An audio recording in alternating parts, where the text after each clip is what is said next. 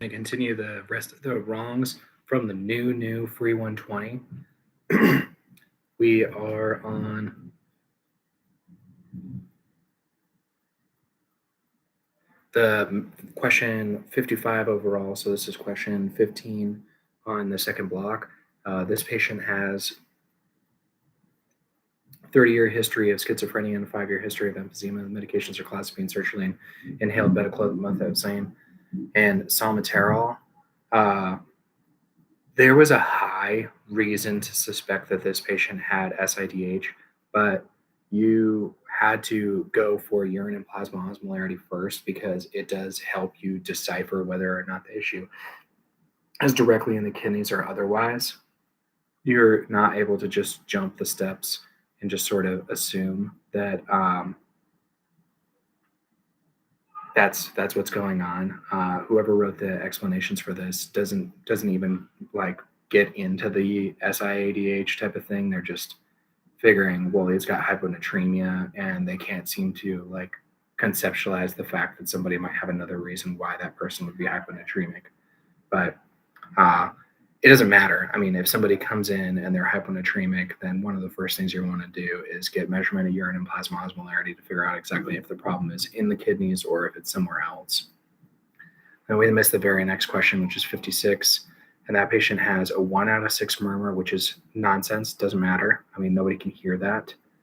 They have a 25-year history of diabetes, which was important. And they also had some weird light loss of sensation. So really all they were just giving you was that the person has atherosclerosis light, meaning just barely have it. And then that would also extend into the coronary arteries. Very reasonable line of thinking. It's just they just gave you this very soft presentation of underlying ischemia and a history of diabetes, which admittedly is a fair hint. And then we missed the very next one as well. So that's 3 in a row that we missed, which was super cool. They wanted to do diagnosis driven reminders in patient charts. And sure, I've seen this in charts before. I think that most people who have been in clinics see the little reminders, and it tells you to do the PHQ, and it tells you to do the get up and go, and it tells you to do whatever. But I can tell you that those get ignored so many times in the clinics that I've been in. And maybe some of them get picked up at others and some of them don't. Surely certain providers are big on making sure they get the colonoscopies, or certain ones are big on making sure they're getting the advanced directives. But suffice it to say, it doesn't always get followed. So it's just tough to see why they think that this is the specific diagnosis driven reminder in patient charts is the quality improvement or care standard adherence that they want. But just keep that in mind. They like the reminders in the patient charts. Okay, so then we at least go a little ways. We get all the way to 24 in this block, which is 64 overall. And that one was the spinal stenosis, where they didn't actually tell you that it got better when they bend forward, but they did tell you that it got better when they sat or when they laid down. So if you were just like reading it kind of quickly, like I was, you read that to mean that it gets better when they stop moving.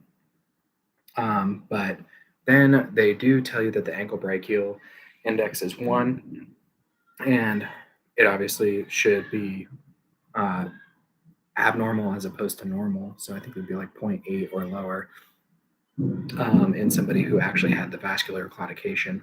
And that doesn't end up being what this patient has. Okay, so then we miss 66 as well. It's saying that the most likely reason why the person has high blood pressure is because of excessive alcohol use.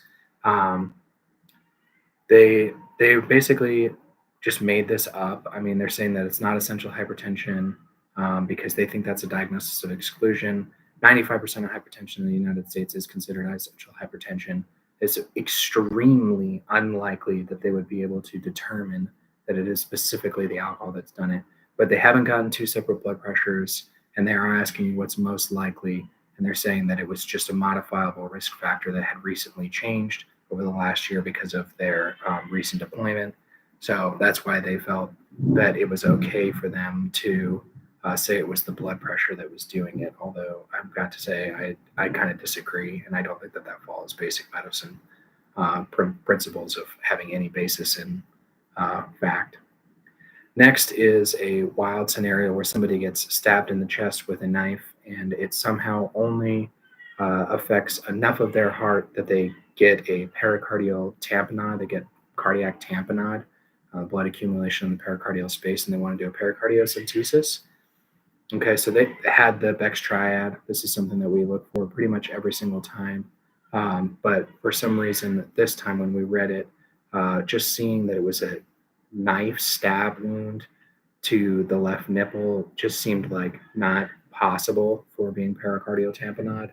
But they like to come up with these fun scenarios from time to time, and it did fit the Beck's triad.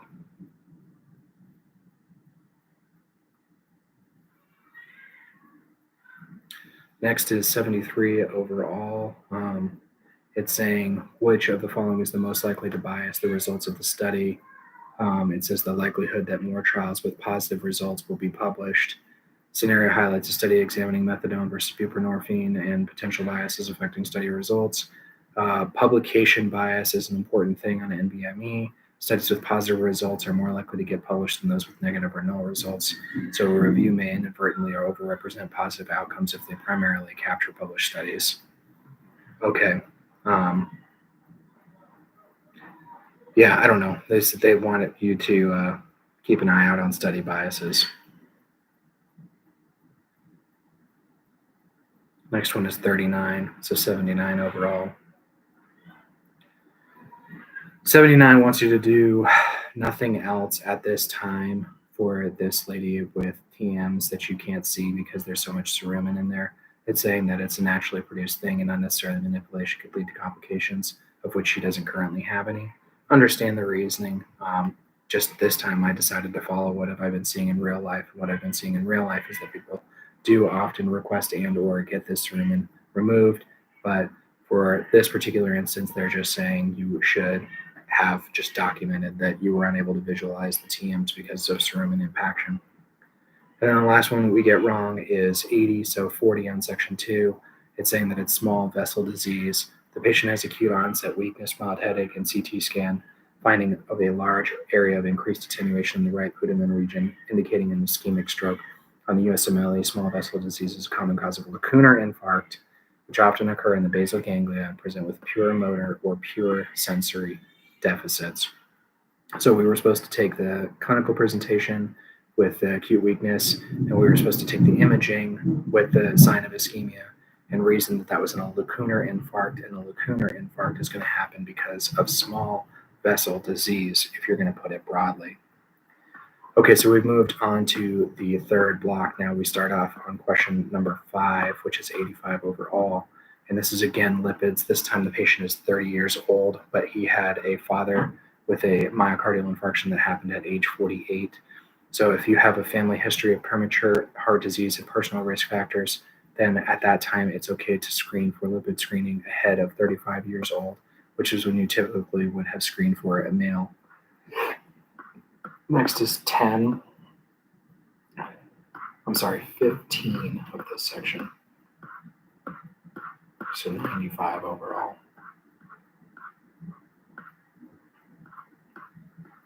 95 ends up being hypersensitivity pneumonitis. We kind of read this one too fast and we read too much into the him being an African American, but he's working at a lumber mill for the summer and being around like logs that have been cut recently. So you're supposed to consider that it's an occupational lung disease.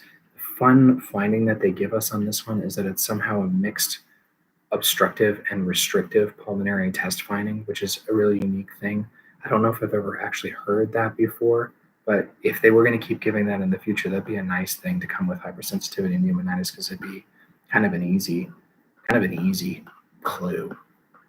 Next one we missed is question number 20. Question 20. This one, they're saying that he has a heart murmur, but I was reading it that he had congenital heart disease.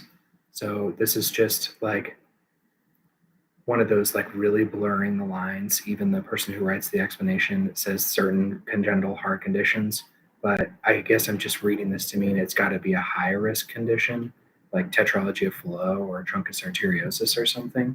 So for these patients, if they have a simple heart murmur, you're supposed to just treat them like anybody else, which is no antibiotic prophylaxis. Next is going to be question 104. That makes 24 on block number 3.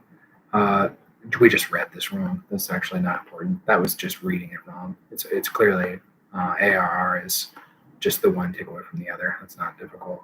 105 was an osteochondroma. They did kind of like tell you that this was an osteochondroma, but I still figured we would want to rule this out as osteosarcoma because it says it can develop into it. But as it turns out, you're kind of supposed to just keep an eye on it. This had already been observed over a 6-month period, which is an important component of it. And apparently the EXT gene is somehow just related to doing the osteochondromas. Wanted to see if I could get the very specific wording they said. Bone polyps, they're calling it bone polyps. Osteochondromas, bone polyps with an EXT mutation. I can't find exactly what it says, but it really like the x-ray is like jutting out pieces of bone. That's what it ends up being. Like if it juts out as a piece of bone, then that's an osteochondroma. Next is 107.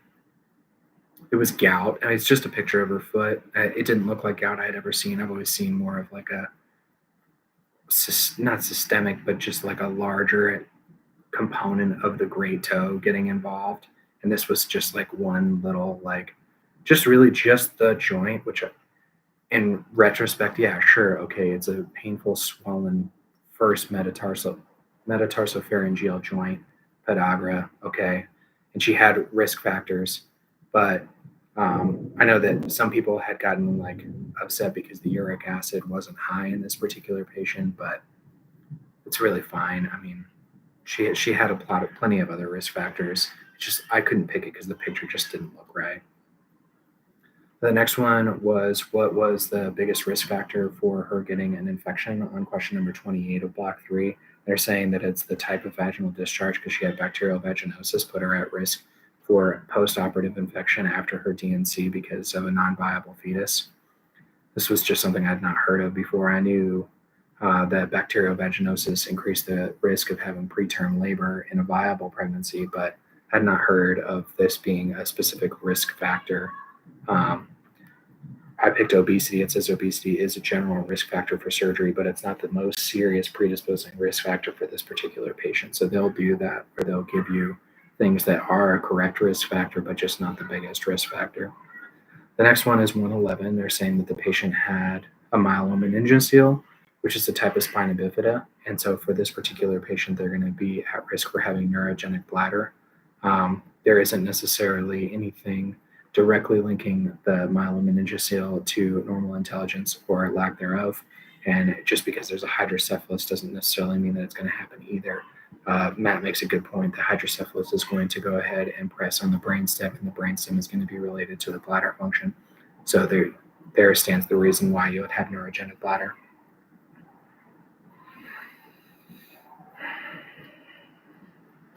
Last one we end up missing was question 112, which is 32 on block number 3.